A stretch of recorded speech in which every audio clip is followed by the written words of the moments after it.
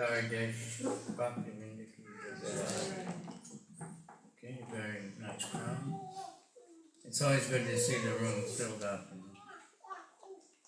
Sometimes we have a big room, only a few people. Better to have a crowded, small room. This looks very professional. Mystic.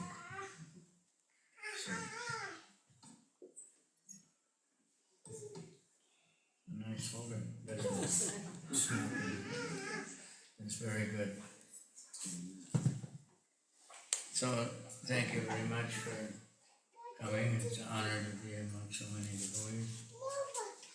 everywhere in this part of the world. There's so many groups of devotees functioning and growing all the time. So that's very nice, very encouraging. And we need many, Prabhupada said, hundreds of gurus, thousands, 100,000, million. We need leaders. Everybody has to take up the work because we're preaching and Lord Chaitanya's movement is spreading whether we want it or not, but so it's up to us to maintain, the standard Prabhupada set. So that's why Prabhupada gave us so much. He was very careful that from the very early days that his lectures were recorded. And if you think about it, Prabhupada had nothing when he came to America. But somehow one of the first things he acquired was a tape recorder. And in those days it wasn't even a little cassette player, it was like this big, 10 kilos, reel to reel, big reels like this. And what Prabhupada would get an old one that someone would donate, and it would jam up all the time, but still he was determined. So we have, all these recorded lectures, and gradually, of course, devotees got better equipment. But even if you go in Vrindavan, right in the lobby, when you first go in Prabhupada's room, there's a little cassette player. And it said this, Guru Kripa brought this. And when he brought that from Japan, because it used to be that things came out in Japan before they came out anywhere else. And nobody could believe that there was such a small cassette player. But it's, it's quite big. Now, we have like everything, right? And we can record and make movies of everything just with, everybody has a video camera that are much better quality than anything at that time of Prabhupada. Every kid has them, little kids, 6-year-old, 3-year-old kids. So things have changed in that way very much. But and then Prabhupada books, he didn't sleep practically to write the books, and then he had to make a whole movement to get them printed and distributed. Every little, even one thing Prabhupada did is, you could say miracle, but it's Krishna. It's not just some magical thing, but it's just Krishna's potency. So now we have devotees everywhere, everywhere in the world, and more people are visiting temples, they're looking for Bhagavad Gita. So we have to know it, we have to, Krishna says if one who studies it, this Bhagavad Gita, this conversation, worships me by his intelligence. Intelligence is most important. We can worship Krishna by body, just big obeisances or something, or do some service and more, but intelligence is what can discriminate, know when to preach, how to preach, to who to preach to, how to preach to different people. That's what we learn by studying Bhagavad Gita, and by studying Prabhupada's life, how he dealt with so many different kinds of people, and so many different situations, and how he maintained his blissful, peaceful mood no matter what. You can think, we think we have trouble in our life, we have so many decisions to make, and what to do, and we feel like unmotivated or something. So Arjuna, Krishna empowered or bewildered Arjuna to apparently be confused about duty. Apparently, Duryodhana saw Arjuna getting off the chariot and thought he's afraid. So he saw my big army and now he's afraid. Because Duryodhana was so puffed up. That's right in the beginning of Bhagavad Gita. First he kind of chastised Dronacharya and said, just see what your disciple, look at their army. They said, but my army is much better. I've got Bhishma, I've got this, and I've got twice as many. I don't have to worry. And then he thought Arjuna was afraid and he wasn't going to fight. But Arjuna was afraid of winning, actually. He knew he would win and that everybody would be killed, and he just overwhelmed him. That what's the use? But Krishna, it was Krishna's arrangement to prepare for Kali Yuga to start. So now we have Kali Yuga, and Lord Chaitanya came and showed us exactly how to live Bhagavad Gita, how to be surrendered, chant the holy name, and spread the holy name. So we're very fortunate, and it's going on such an amazing way. You've all, how many have been to Vrindavan? When the temple opened, Prabhupada even said, will anybody come to this temple? It's so far away. At that time,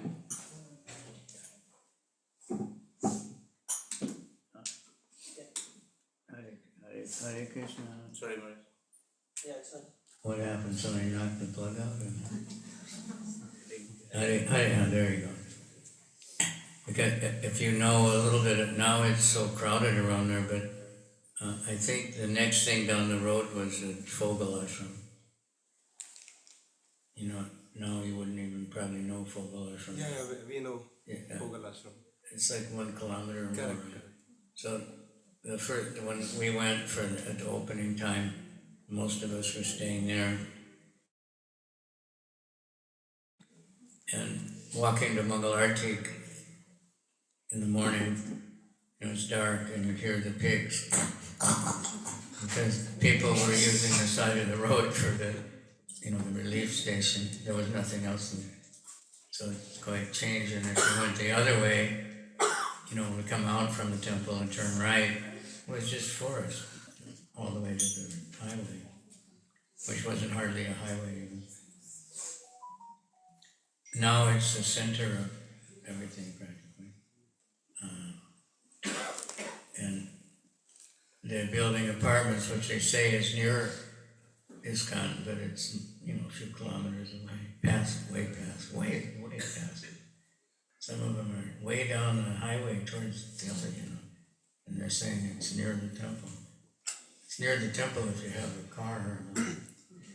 If you walk, you'd have to walk for 2 hours. And Mayapur even more remote. And Juhu also. In Juhu there was nothing else around there. Just on the beach there were a few hotels and a few rich people. And I think some of the movie stars lived up there, near the beach. But now it's also the center of, so far beyond Juhu. So Prabhupada, he had the vision, something like the original guy there in Dubai. He built the first skyscraper and everybody thought he was crazy, right? Who's going to come here? Now it's a major tourist attraction. But Mayapur is becoming a major attraction. Many thousands of people coming every day. The last day of Kartika, there was 61,000 visitors. They count, and I don't know how they count. At the gate, I don't know how they count all the buses that come in the backside. But so it becomes a big job to take care of everybody and take care of the devotees we have. So we have to be personal, have many meetings, small groups, so we can really discuss Bhagavad Gita. Bhagavad Gita, Prabhupada, so much importance on Bhagavad Gita. If you were just read Prabhupada's purports like Bhagavatam or for 1 hour, it's amazing how many times he quotes Bhagavad Gita. Some purports you find 4 or 5 verses quoted. So basically everything Prabhupada is saying is coming from Bhagavad Gita. He doesn't always refer to the verse and stuff, but if you know the Gita, you'll see, oh yeah, that's Bhagavad Gita. And even the Bhagavatam, especially the Uddhava Gita, of course it's Krishna speaking again.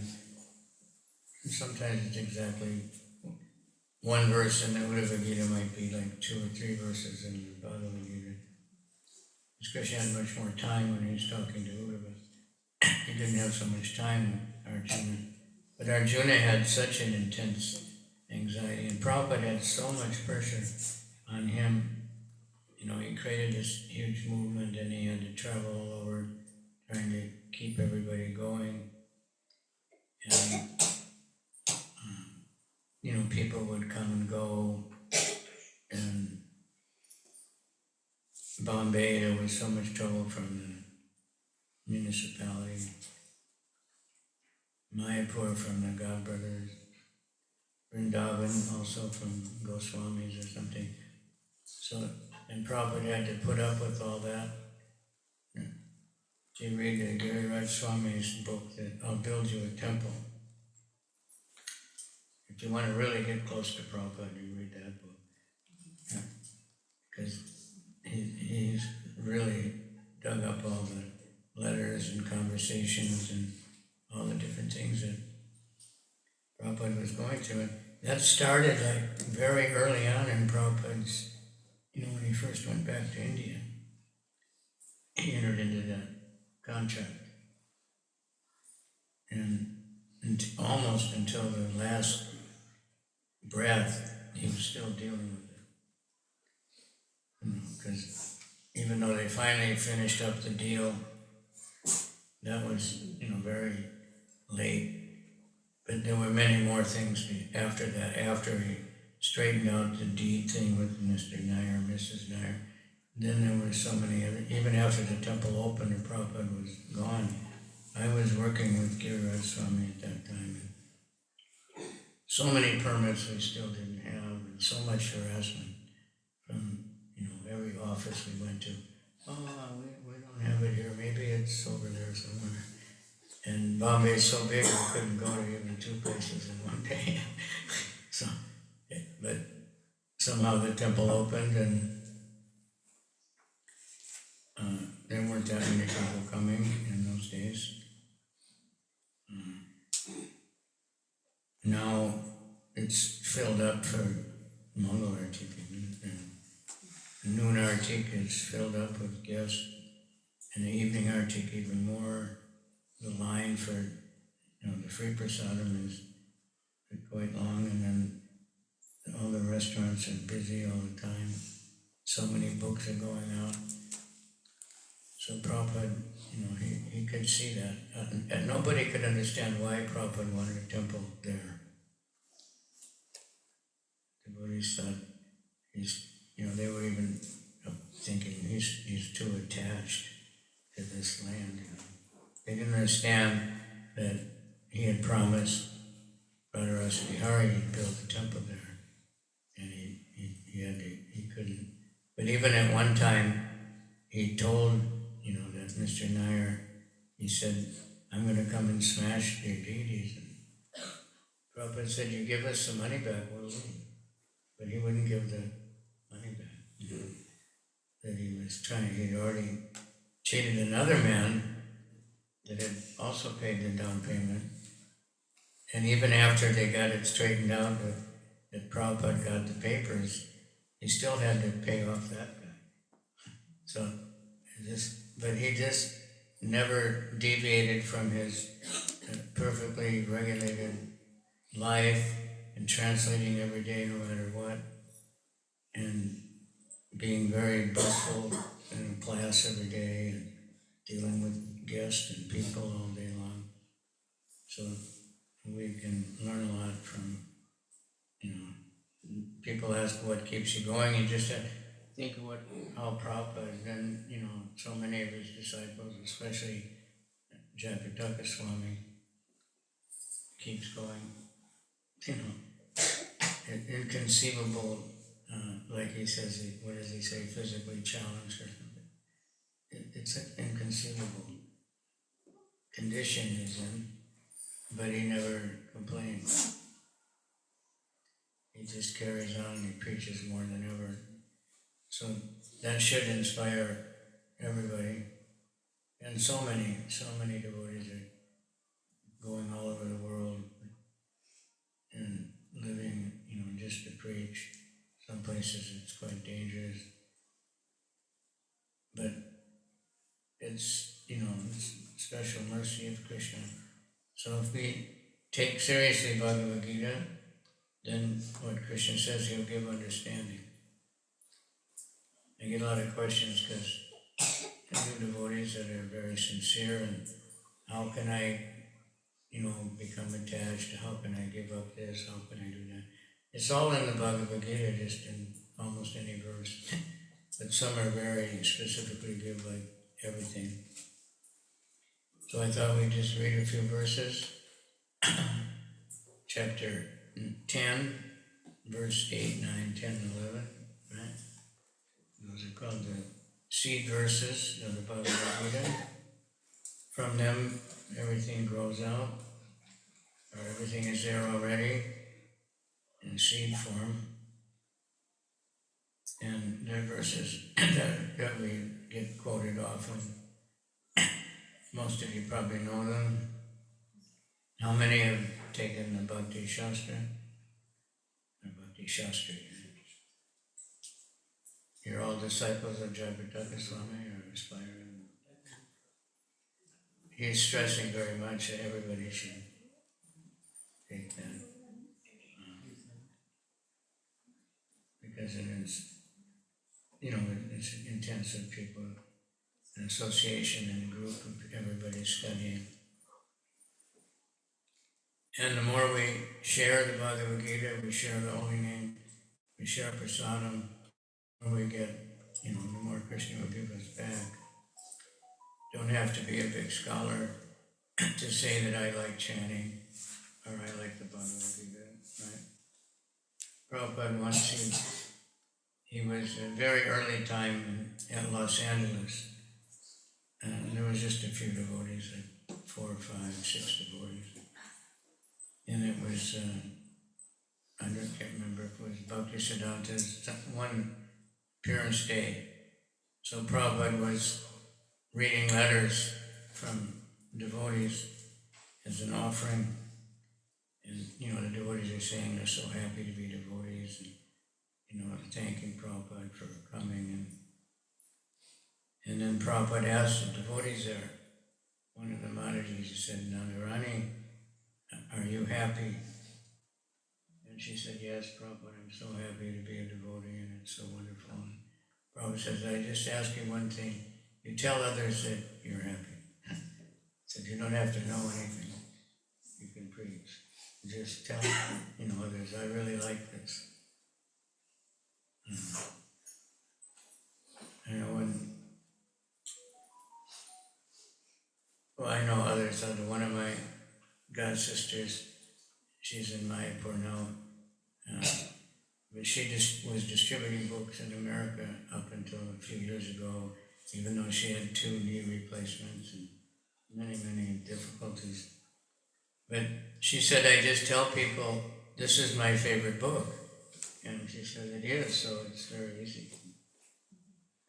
And she distributes so many Bhagavad Gita, just like that. Just nice little, like a little grandmother or something. And I really like this book. This is my favorite book. I hope you will like it. Very hard for people they can't argue with them. Right? If you say this is the absolute truth, this is the highest spiritual knowledge, they're going to argue with you. chanting, and and prasadam is maybe the easiest thing to distribute, but that's our secret weapon. We don't want to feed people too much philosophy in the very beginning. Someone asked last night, what about, I try to distribute books and many people don't want it. Yeah, that's what Krishna says, right? What verse is that? 7 and 3? Huh? Who knows?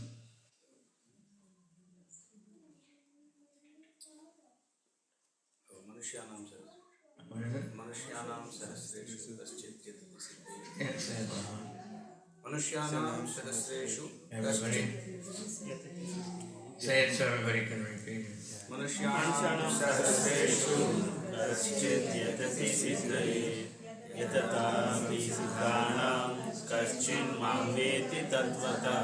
And translation? Out of many thousands among men, one may endeavor for perfection, and of those who have achieved perfection, hardly one knows me in truth. So that's very important. Don't, we should, when people refuse, we should be enlivened, actually. We're getting closer to, someone who will take it. But any salesman is refused much more than he's successful. I saw something yesterday. Somebody was talking about famous people. I don't know if you know all these people. Elvis Presley, ever heard of him? The king of rock and roll, and so many. He recorded something like 700 songs, and only like 20 became ever well known.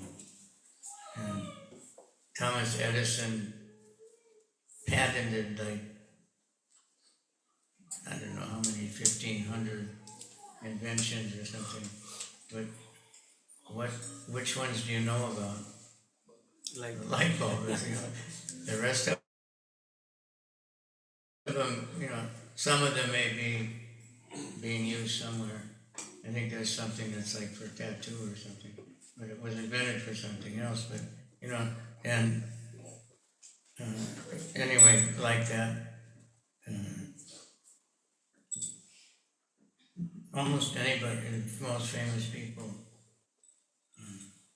Now the famous vacuum cleaner Dyson, they're advertised everywhere.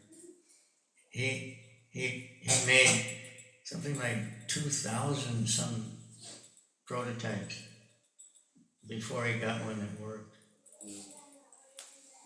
He was completely broke. He was at the end of his rope, and then he got this one, and all of a sudden everybody copied it.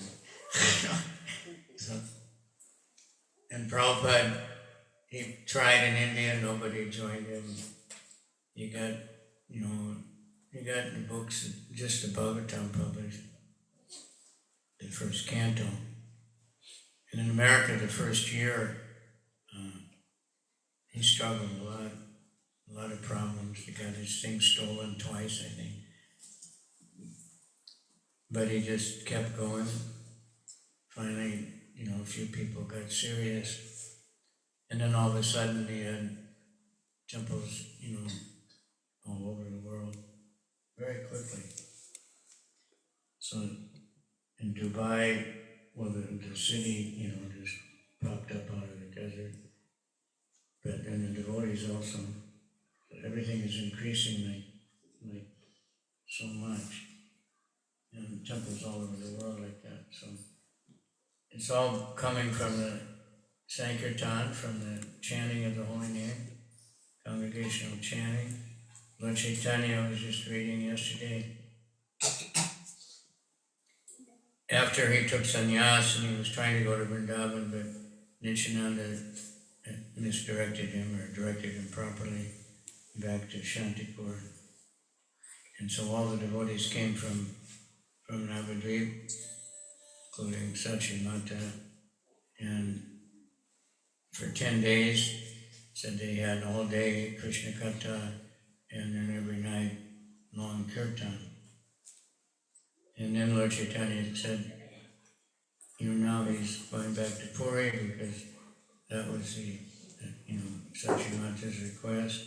And he told everybody to go home and chant the holy name. And then Prabhupada said, everybody we don't need many big temples. Everyone can install Gauritai or Radha Krishna in their house. And they can make a temple. He said they can work and discuss Bhagavad Gita during the day and have at least 3 hours kirtan every night in your house. So that's the simple formula that he gave. That's how someone can work, and it's devotional service, even though the job itself may not be very devotional.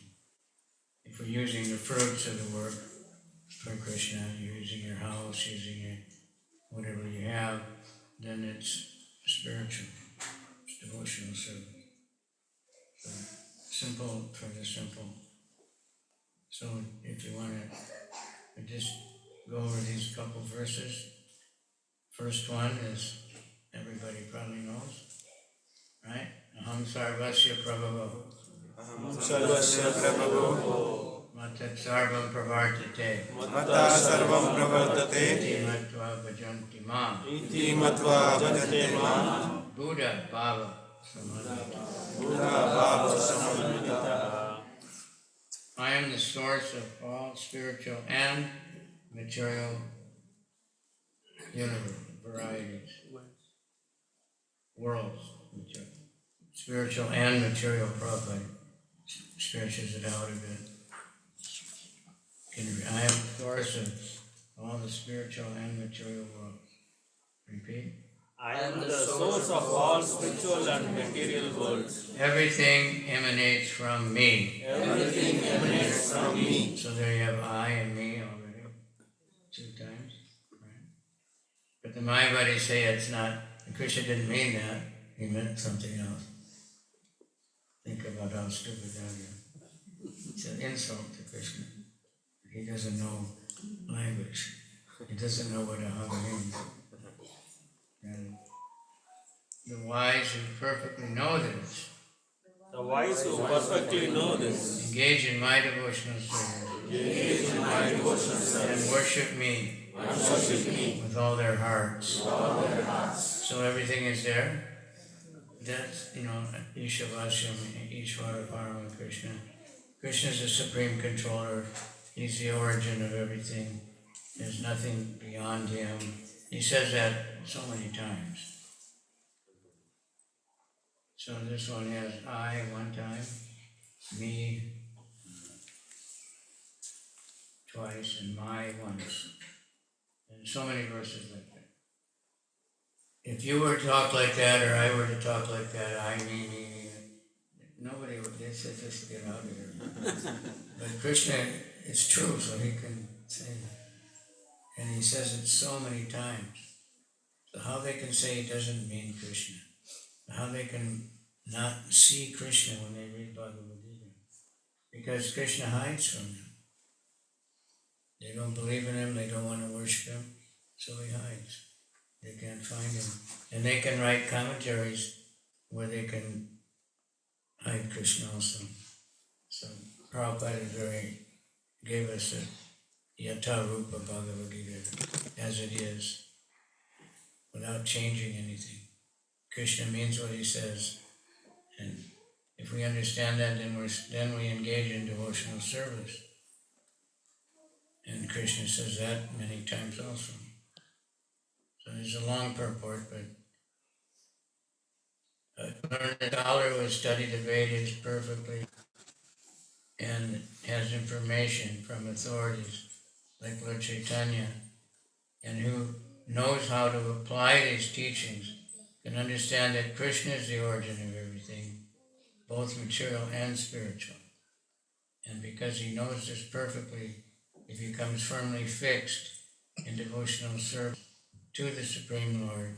He can never be deviated by any amount of nonsensical commentary or by fools. All Vedic literature agrees that Krishna is the supreme Brahma, the source of Brahma, Shiva, and all other demigods. In the Atharva Veda, Gopal Tapani, it is said that Brahmanam is a long Sanskrit.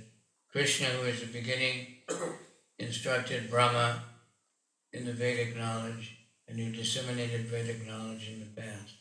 The Krishna says that in the Gita, in the 48 verses of the Bhagavatam, before anything there was me, and after it's all annihilated, there's still me. That's Krishna. And that's in all in the Bible also says like that. Everybody has that idea that God is eternal. He's always existing. And he is the supreme. So we take shelter. And Lord Chaitanya was very kind. He is very kind. So he just gave us a congregational chanting of the holy name. See here, the devotees very much like chanting, and we have many expert kirtanis. And that's a devotee. I was just with one devotee. He's a young boy, and somehow he's gone to Cambodia, and he's alone. He was saying there's some others, but then he said, he's alone. And he was saying it's very hard there to preach, because he's from Bali, where people are Hindu and they pick up pretty easy, But he said, Lord Chaitanya, we have a Sankirtan party. Don't try to preach. Just have blissful Sankirtan parties. Kirtan Prasad. And then people will, they like that. And gradually they want to know where is this all coming from, or why are we doing it. Most devotees, that's kind of what happened, how we joined. Can read the stories of devotees in recent times joining, and the devotees from the very early times with Prabhupada. They all have basically the same story. Some joined very quickly when they met devotees, some came and went for a while. They had many different, even, Mahavishnu Swami, you know him, right? He said when he first saw the devotees, he thought, I don't want anything to do with those people, they're crazy. Bhakti Tirtha Swami also. Devarita Swami also. They had the books, and they really loved the books, and they were reading the books. But they didn't even know that the devotees that they saw dancing, and they thought they were crazy people. They didn't know that they were the same people. And many devotees like that. They were so surprised to find out, these are the people. This red one and the Back to Godhead one, my Indian girl, and she had that little book, Perfection of Yoga or something, since she was 7 years old, and she never read it for so long, and then she was doing so many things, and she'd see the devotees, but and then they become the most, devotees. So, as we realize, it's all coming from Krishna. The so-called good and bad, it's all coming from Krishna. He's the source of everything. There's nothing, beyond Krishna. Sometimes people ask, where did Krishna come from? Then he wouldn't be God if somebody created him. But they can't accept that there's such an amazing personality. I was trying to distribute books one time in Tel Aviv, Israel. So one Jewish guy, he grabbed I had a Krishna book, and he grabbed the book, and evidently he'd seen it before, because he started looking through the pictures. he found a picture of Krishna, and he pointed, he said, see, he's a man, he can't be God. Gave the book back and was gone. Why not? Because their Bible says that God created everything. You know, he talks to people, and you know, that's not just some nothingness doesn't talk to anybody. And they pray to God, and you know, he hears your prayers. And so it's amazing how Krishna can cover people up, but here in these verses, Krishna explains, you know, how it really works. So the next one is verse 9, right?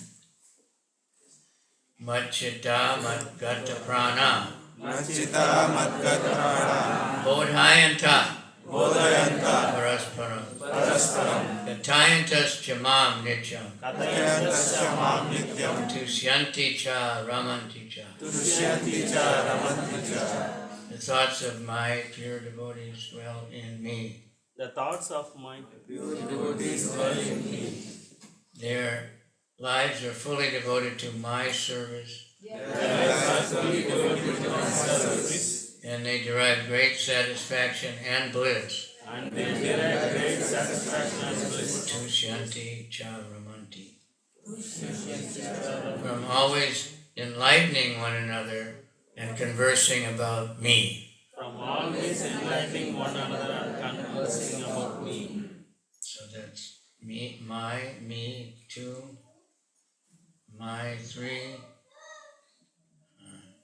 me, four times in one sentence. But that's just the way it is. And very important, this enlightening one another and conversing about me. Gatayantas chamam. That's, you know, that's what we should be doing. When we meet devotees, how are you? What have you been reading? Or I was just reading such and it's so interesting, you know. That way we'd always be satisfied and blissful. So pure devotees whose characteristics are mentioned here fully engage in transcendental loving service of the Lord. Their minds cannot be deviated from the lotus feet of the Lord. This is symptoms of the pure devotee. 24 hours engaged in glorifying the qualities and pastimes of the Lord. Their hearts and souls are constantly submerged in Krishna. In the preliminary stage, they relish transcendental pleasure from the surface itself.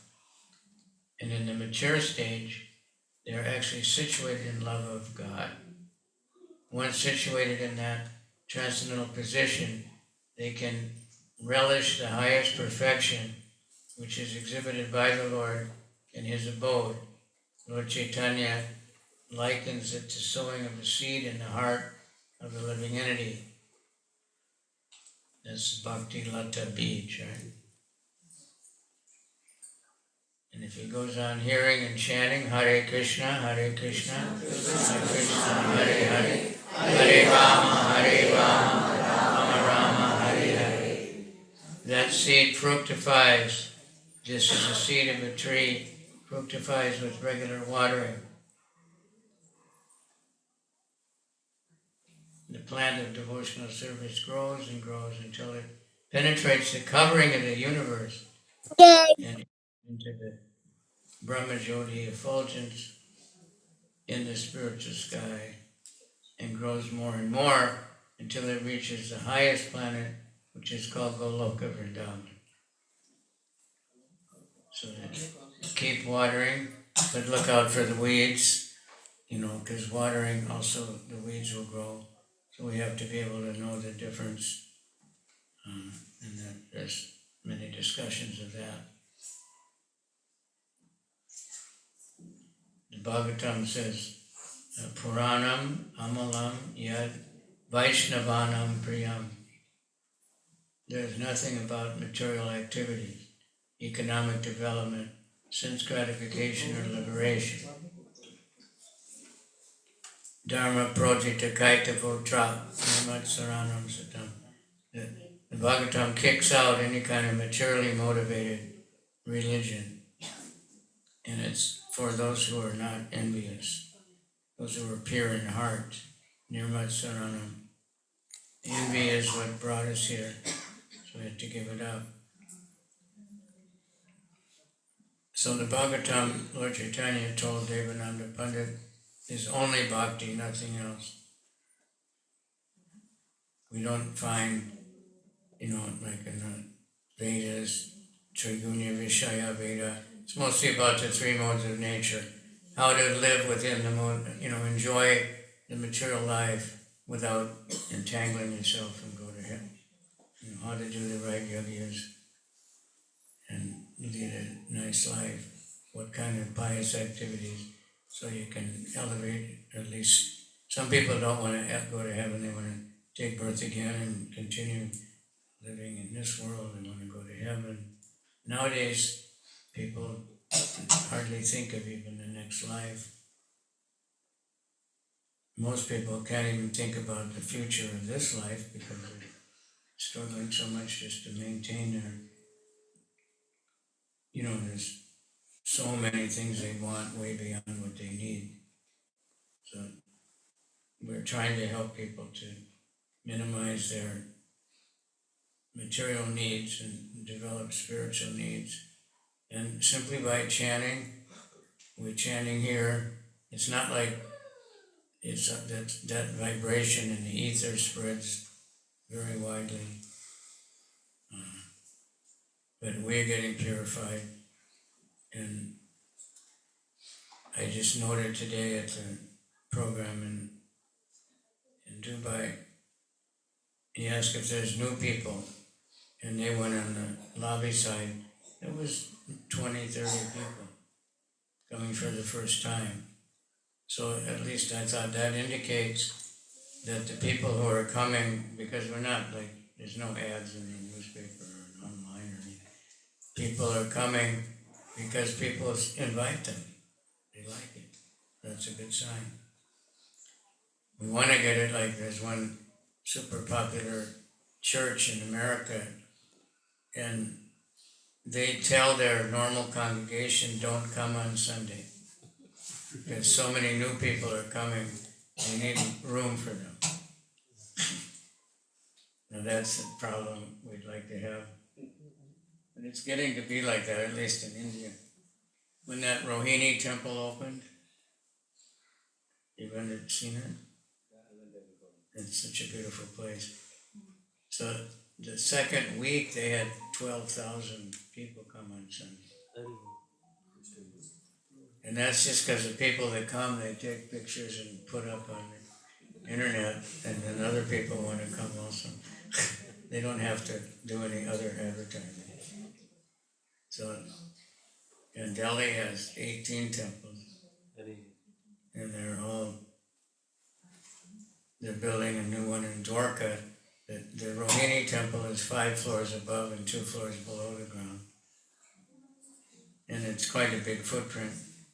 But the one in Dwarka is much bigger, but it's also 5 floors up and 2 floors down. And they already have a quite big temple already. Then there's another one in Ghaziabad.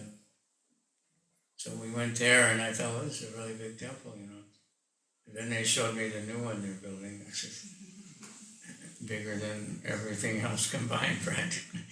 And, somebody just donated the land. A whole new development. So, and so many people are coming already. All they have is one room in the basement. And a few hundred people come on Sunday. So this is what's happening. And that, but everybody, we need the whole world, there's still so many towns and villages. Now, devotees are going into tribal areas in India, and they started every town and village, they go in a bullock cart, and people love it. And I was at the meeting called ICC, the Indian leaders, and they made I don't recall it a vow or what, but they plan to have in India in next year 10,000 Harinam festival, outside chanting. That's quite a bit, but it's a big country and there's so many devotees. And they opening, so they have large temple, medium temple, small temple, preaching center, satellite temple, extension center, I think maybe one more, I don't know. And even the extension center sometimes has 100 people in their congregation, distribute 500 Bhagavatam sets or something. So it's quite amazing. The Punjabi Bagh temple, which is very dynamic, that's called a small temple. I said, small temple, 40 brahmacharis, and it's a small temple. I said, what do they have in Kailash? He said, they got 120 brahmacharis. So you go to Mangalartik and it's all saffron and yellow, new bhaktas and brahmacharis. It's quite, something. Because if you saw what Delhi temple was, the first time I went, which probably was 1980 or something, they were in a very small house. I said, none of our life members nowadays would live in that house. They say it's too small for my family. But Radha Parthasarthi was there, and a few devotees, very few, trying to, and before that I didn't see, but even more small. In Juhu, the devotees were living in huts without any, running water, without electricity, without doors, and they did it. So then this next verse, this one is the one that answers all the questions. And I think everybody who knows it, without Tesham. Satatयुktana Bhajataam Kriti Purvakam Dadami Buddhi Yogantam Yena Mamupayanti. Yes, very nice one, right? Those who constantly and devoted to serving me with love. To those who are constantly devoted to serving me with love, I give the understanding I give the understanding by which they can come to me. by which they can come to me. Same thing, me. I give. Krishna gives the understanding if we just try to serve him with love. Love means trying to please Krishna, trying to please the Guru. That's, the word love now is so misused and misunderstood. In Japan, they use English words a lot. When they say love, they say rub. So it's funny because they have this idea of making love. You're just contacting two bodies. That's love.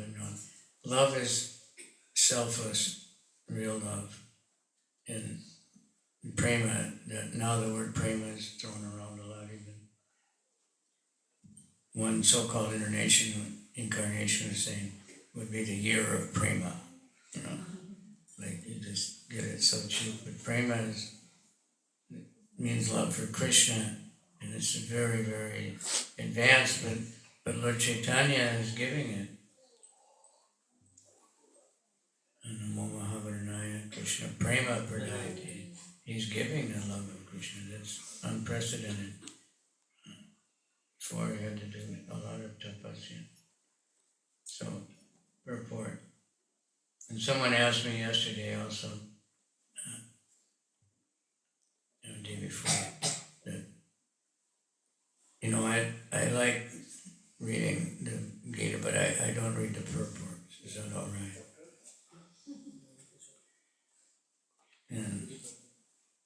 it's a start. So I told him a story. There's a devotee, I think his name is Bhakti Ananda Swami, and he's a Russian. And he's a big Sankirtan leader in Russia now. He was a captain in the Navy, and there were some devotees on the ship, and they were preaching, so he heard about it, so he called them, and they preached to him, and they gave him Bhagavad Gita. And he said, they even asked for a donation, they were so bold. And then every time, he didn't read it, and every time they would see him, they'd say, are you reading it? He'd say, "Mm." So finally he thought, okay, and he read the verses. He said, yeah, I'm reading it. And then he had a dream, and Prabhupada actually came in the dream and said, you should read the purports. That's, without Prabhupada's purports, it's nothing. We wouldn't understand anything, especially some verses in the Bhagavatam. You just realize, my God, it's just. But then in Prabhupada's purport, he just makes it so simple. He just makes the most difficult things very, very simple, and that's super expertise. So. To remember that the second chapter, the Lord instructing Arjuna that he had spoken to him many things, and he would, in the way of Buddhi Yoga explained itself as action in Krishna consciousness, at the highest intelligence. Buddhi means intelligence, and yoga means mystic activities of mystic elevation. When one tries to go back home, back to Godhead, and takes fully to Krishna consciousness in devotional service, the action is called Buddhi Yoga. In other words, Buddhi Yoga is the process by which one gets out of the entanglement. The ultimate goal of progress is Krishna. People do not know that. Therefore, the devotees' association and spiritual master are important. Once you know that the goal is Krishna, and when the goal is assigned, then the path is slowly but progressively traversed, and the ultimate goal is achieved. Krishna says gradually, step by step, right? Can't jump, and don't be worried that you're not getting to the top of the mountain in one step like Hanuman or something, right? When Madhvacharya went to the Himalaya to meet Vyasadeva, his disciples tried to follow him. So they could follow him to a certain point, and then he just started jumping like huge amounts, up the frozen, snowy mountain, just like Hanuman. He's Hanuman. But the disciples couldn't, they couldn't do it. So we don't think that we have to do like that. But if you stick it out, you're going to get there. You keep walking, you're going to get somewhere. It's not as fast as driving or taking the train or the airplane, but you get there.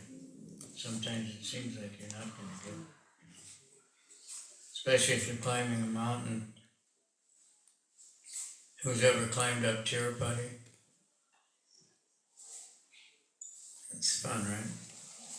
But you look and you think, okay, that's the top, and then you get there, and then there's another again, and again, and again, and again. But start realizing, okay, the goal is up on top is Balaji, and it's so atmosphere so surcharged. And then you see somebody, with a carton of Coca-Cola on his head running up the stairs. Think, okay, not that far. It's only 5,000 steps or something. But And then it levels off, and sometimes you're going down, and then up a little bit, and then sometimes up a little more, and then a little bit down, and flat. Finally, you get to the top.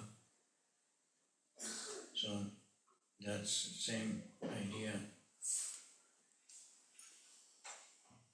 So Buddha Yoga is a complete yoga. Person may have a bona fide spiritual master and may be attached to spiritual organization, but still, if he's not intelligent enough to make progress, Krishna from within will give him instructions so that he may ultimately come to him without difficulty. The qualification is a person always engages himself in Krishna consciousness and with love and devotion render all kinds of service. He should perform some sort of work for Krishna, and that work should be with love. If a devotee is not intelligent enough to make progress on the path, but is sincere and devoted to the activities of devotional service, the Lord gives him a chance to make progress. That's quite far out. But that's what Krishna is saying. I give knowledge if you just keep trying. You don't have to be the expert. You don't have to build the biggest temple in the world, or you don't have to be know the most tallest. I've never done that. Know the most melodies. If you do and you offer that to Krishna, that's very nice because it attracts people. But what really attracts people is the devotee's sincerity. There was one clip from Gopal Krishna Maharaj. It said how to distribute books. So, and then he told a story that he was in charge of the BBC in Bombay from the very beginning. First time I met him, that's what he was doing in India. And so he had made a deal with the big bookshop in Bombay to have a big display of all of Prabhupada's books. And they set up a beautiful display in the window or something, but no books were sold. So he told Prabhupada about this, and Prabhupada said, yes. And our books are sold by the sincerity of the devotees, but there's no sincerity in the bookshop. So there are so many other books that are sense gratification, that's what people are attracted to. But when the devotees go and give the book, they sell it. There's so many different kinds of people. Very, because of sincerity. Prabhupada mentioned that many, many times. So just trying to, do some kind of service for Krishna. It can be as simple as cleaning the temple, it can be washing the pots, it can be preaching, it can be just helping the devotee, devotion about, devotee care is most important. So then one more verse, how Krishna does it. Teshame vanukam partam. Teshame vanukam partam. Aham gyana jam tama. Aham gyana jam tama. Shayam yatma bhavasto. Yatma bhavasto. Gyana dipena bhashvata. Gyana dipena bhashvata. Kind of easy to understand just from the words. Gyana jam tama. To show them special mercy. I, dwelling in the heart, destroy with the shining lamp of knowledge, the darkness born of ignorance. What's the verse we sing a lot? Oh my God.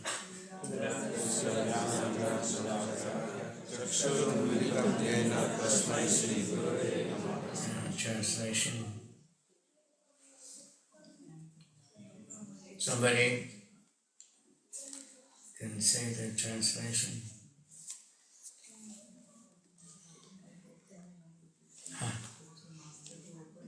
What is it? Om Agana Timirandasya Yananjana Shalakaya Chaksu Militanyena.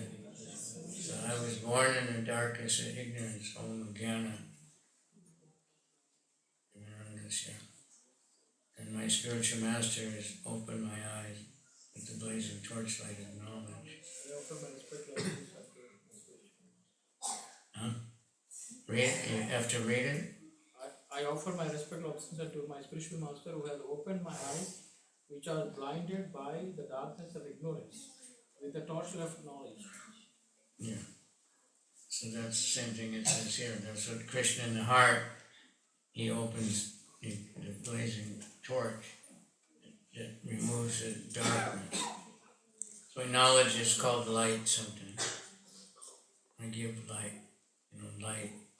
Turn on the lights. We can't see in the dark, right? We're always looking for lights.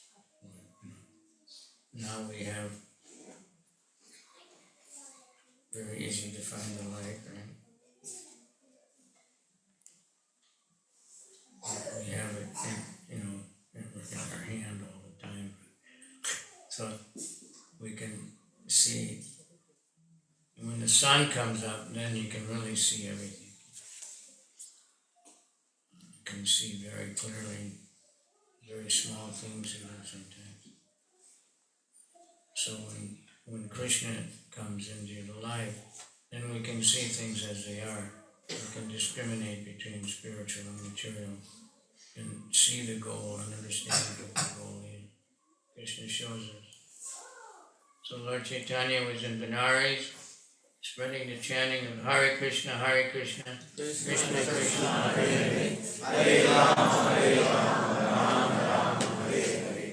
And thousands of people were following. Prakasananda, a very influential and learned scholar,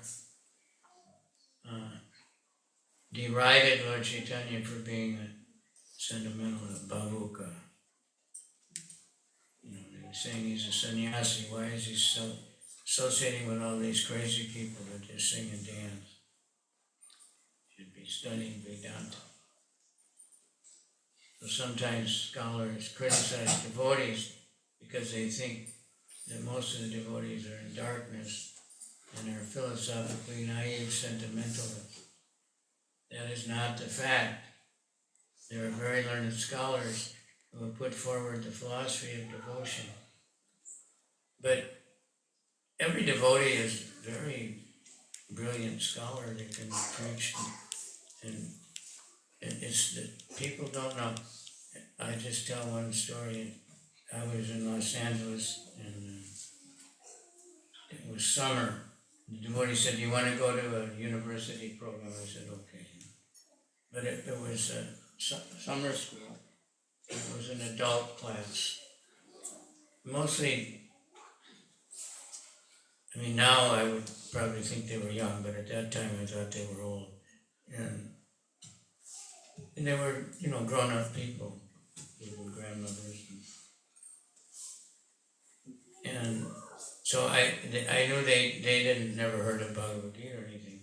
So I was trying to just make everything as simple as possible.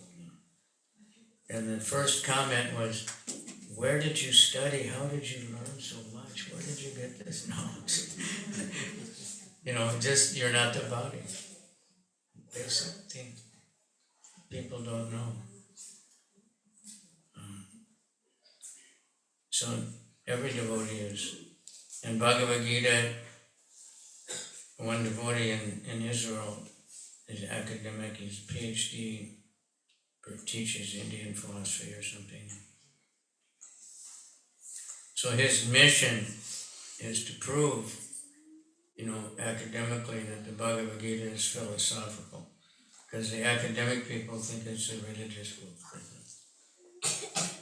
And he's written several books on that line that have been very well received. He's just getting ready to publish another one, to just really point out how it's the highest philosophy. It's not just religion, sentiment, And after Lord Chaitanya was challenged to speak the Vedanta, all the Mayavadis were bewildered. And then after the Prakasananda's main disciple, who was equally as learned as him, he overheard Lord Chaitanya speaking the 61 explanations of the Atmarama verse to Sanatana Goswami. And he went all over Benares and telling everybody about it. That he had no one except God could talk like this. And they all came and demanded Lord Chaitanya to repeat it again. So I guess he did. We don't see the description of it. But anyway, devotees, if you just know Bhagavad Gita, you just know, Krishna's the origin of everything, then you know more than any other philosopher. These people that claim to be philosophers, they don't know what they're talking about. It's just word jugglery. I was reading, when I was in high school, I was reading so many philosophy books, and all these philosophers, Nietzsche and Wittgenstein, and I can't remember the names of all of them. They're all in that book of Prabhupada. So I think it was Nietzsche. Some of them were Christian, but he said, if I'm sitting down, then I think, well, maybe I should get up. But then maybe if I get up, I'll just want to sit down again, so maybe I shouldn't get up. He said, that's the sum and substance of philosophy. So they can go on and on. Why did the tall fruit fall down? Right? Prabhupada gives that example. Someone says, well, it just matured and fell down. Someone else says, no, the crow jumped on it and that's why it fell down. Someone else says this, and they just go on arguing like that, trying to prove that some other philosopher is wrong. But Krishna's right, and what he says is absolute truth. It doesn't change over a course of time like most science does. And the Bhagavatam is consistently saying the same thing with all the other Vedas. The Bhagavad Gita is saying the same thing. All the Acharyas are saying the same thing. Sometimes people see it differently, but if you really look closely, it's not different. You have to turn on the light. You have to use the mercy of the Supreme Lord so we can see things as it is. We need a mercy, but how to get to mercy is to try to serve. And try with love to try to just think, how can I please Krishna? How can I please Guru? This morning, there were 27 new initiates there just in Dubai, and there were others online. So they're trying to serve, trying to give their life. So we have to remember, Saksadari Traina Samasta Shastra. Spiritual master is non-different. He's representing the Supreme Lord. And Yasya Prasada Bhagavad Prasada. By pleasing the Guru, everything is good. And by not pleasing the Guru, everything is chaos. That's the way Prabhupada translated it. And it's not that hard to please the Guru, you just have to try. Just do what he wants. Stick to your vows. Stick to the principles. Don't ever give up. And if you get an instruction, try to do it. Okay. So, due to contamination of material association, through many millions of births, one's heart is always covered with the dust of materialism. But when one engages in devotional service and constantly chants Hare Krishna, the dust quickly clears. Cheto Darpana Marjana cleans the dust in the heart. And one is elevated to the platform of pure knowledge. The ultimate goal, Vishnu, can be attained only by this chant, and by devotional service, bhakti mama vijanati, not by mental speculation or argument. The pure devotee does not have to worry about the material necessities of life. He need not be anxious, because when he removes the darkness from his heart, everything is provided automatically by the Supreme Lord, who is pleased by the loving devotional service of the devotee. That is the essence of the teachings of Bhagavad Gita. By studying Bhagavad Gita, one can become his soul completely surrendered to the Supreme Lord and engage himself in pure devotional service. As the Lord takes charge, one becomes completely free from all kinds of materialistic endeavors. Materialistic means not exactly what you're doing, but why you're doing it. We're trying to serve Krishna with our life and soul. We have to work and to do some kind of work. It's not, it's not that you just offering artik all day or something. But it's all devotional service if we're using the fruits for Krishna. The goal is Krishna. The goal of our life is to. So thank you very much for. If you have any comments or questions, I don't know how much time we have. So, 9:00. It's pretty late. Is that late? In Dubai, that's not late. It's early.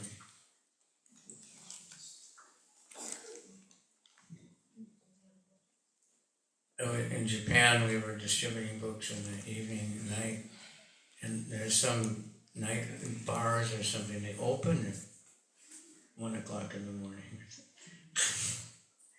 Because that's when people get off work, and then they stay open till 8 o'clock. People live an opposite schedule. So, any comment or question, or more kirtan? Any questions from devotees here to Maharaj based on the class today? Thank you. Maharaj, I have sort of a small question. Yeah. Thank you, Maharaj, for the wonderful nectarian class, citing Bhagavad Gita verses. Maharaj, for the Grihastha life, is full surrender to Krishna is possible in Grihastha's life, given the current, living situation. I'm not actually kind of relating to Parishit Maharaj, where he was a Grihastha. He was able to surrender fully. He was fully renounced and he was surrendered fully. He could able to achieve that. But in the current situation, the current way of life, and in this situation, full surrenderance is possible. If you think it's possible, can you please give us some like tips how we can achieve that while we also in the Grihastha life? Yeah, you can achieve it by Kesham Satya Yuktana, Vajatam Priti Purvakam, by just, it's mentioned in these purports a lot that gradually, but Lord Chaitanya accepts if we're regularly chanting and following the principles and the devotional life, he accepts that as full surrender. It's difficult to understand what is full surrender, but it just means cooperating with Krishna. So it's possible.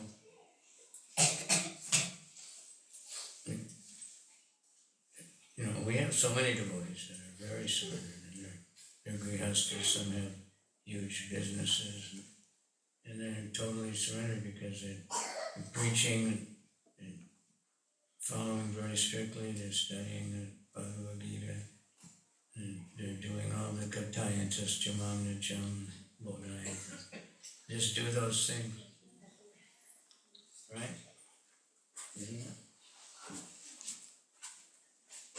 Don't think you have to, it's not what ashram we're in that makes you surrender to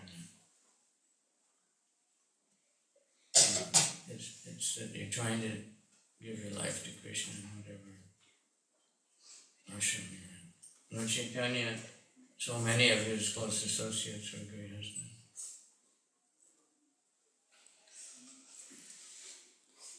Of course, we have extreme examples like Bhaktivinoda Thakur. So many children, huge job, and unlimitedly surrendered. All right? So hang in there. Just keep going, and all of us, whatever ashram we're in. It's hard. We think it's hard, but it's not. It's easy. But Grihastha life, to me, I feel like time. Practically, I feel like there is a pull always, like attachment to so many different, There is. different elements. Yeah. So that means that is actually acting against me progressing towards Krishna, acting against me fully surrendering to Krishna. So I don't know how to. Some brahmacharis achieve feel like that. And they want to become grihastas. I think it would be more peaceful, more better. For some people, it's advantageous grihastha life. We just try to utilize whatever we have for Krishna, and Krishna accepts that as surrender. And advancement comes slowly but surely. And if we're still trying at the end of life, Krishna accepts, okay, you're fully surrendered. You may not think so, that's humility. All right? Anyone else want to help him? Just take shelter. All right? Anyone else? Thank you, Maharaj. Yeah, it's Hare Krishna Maharaj, Dandut Pranams. On behalf of Avataridesh Yatra and the Yatra leader, His Grace Baharupa Narasimha, may I take this opportunity to thank you for the wonderful nectarian and enlightening session. May I also take this opportunity to request all listener devotees who are really fortunate to have the association of Maharaj to express our gratitude to Maharaj by lovingly and loudly chanting Hare Krishna Mahamantra. Hare Krishna, Krishna Krishna, Hare Hare, Hare Rama, Rama Rama, Hare Hare, Hare Krishna, Krishna Krishna, Hare Hare, Hare Rama, Rama Rama, Hare Hare, Hare Krishna, Krishna Krishna, Hare Hare, Hare Rama, Ram Ram. Alright, so please pray for me. Prabhupada asked devotee to pray for him, so I think I can ask devotees to pray. We all need mercy of devotees. The way to get mercy is to give mercy.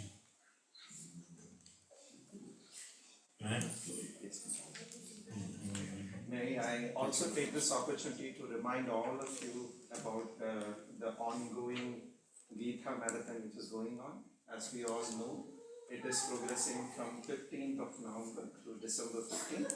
This is a very wonderful opportunity for all of us who are assembled here and the people who know us to participate in this marathon. We can, Yatha Shakti, however we can, according to our constraints, we will be able to donate Gita, which will be properly utilized to give it to new devotees, and also take opportunity, as we can see here, all the Bhagavad Gita which we provide to them is properly used in different parts of the full world. For example, as you can see here, you can see a lot of program happening in West Africa, tribal schools in Gujarat. We have Mumbai schools, West Africa, Bangladesh, being given up in Mumbai, Tamil Nadu, and even in orphanage. So, once again, may I very, very humbly request all of you to please give out your best and participate in the best possible way. We have with us here His Grace Rashraj Prabhu, who is actually the in charge for PPT. He would also tell a few words regarding how much would be the price, and if we do that. So let us all take this wonderful opportunity to participate in this wonderful marathon program. Hari Bol. Krishna, as Maharaj just said, Prabhupada books are distributed because of the devotees' enthusiasm, right? Yeah. So we should all show our enthusiasm by distributing Prabhupada books, and Gita Marathon is a wonderful opportunity for all of us for this seva. Humble request to all of you to please kindly support. One Gita Dan is only for 10 dirham, and this year Yatra has a target of 11,000 Bhagavad Gita, and it's also special this year because next year January 14th onward is a Mahakumbh in Prayagraj, and ISKCON plans to distribute more than 5 lakh Bhagavad Gita over there. And Prayagraj has been a very special place for Srila Prabhupada also. If you read Srila Prabhupada Lilamrita, Prabhupada mentions over about the Prayagraj and preaching being done in the ISKCON tent over there. So our humble request to each and every devotee, please first do it yourself, each one, reach one, each one, give one. And with each and everyone's support, we can cross the target of 11,000. So if anybody wants to do this seva, they can contact our Nandgopal Prabhu, Sujagopal Prabhu, or any devotee for this seva and inspire others also. Thank you very much. Hari Bol. Thank you. So, Yeah, because I try to preach in West Africa, and there are people want books there, but we have to get charity. We have to be merciful. The people that want the books generally don't have very much money. In Lagos, I read this years ago. I think it's worse now, but they said the average people, they spend half their income just on transportation to go to work. And then the cost of transportation keeps going up, but the salary doesn't go up.